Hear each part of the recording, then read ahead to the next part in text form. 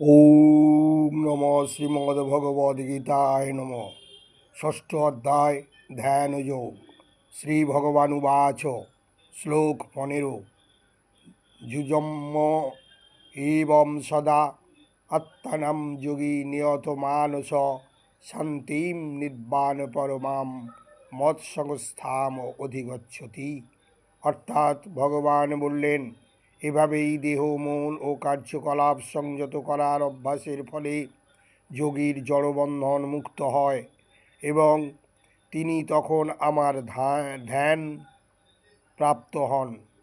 শ্লোক 16 নতি অশ্নত তুজোকু অস্তি ন চ একান্তম অনশ্নত ন চ অতি স্বপ্নশীলস্য জাগ্রত ন এব চ অর্জুন।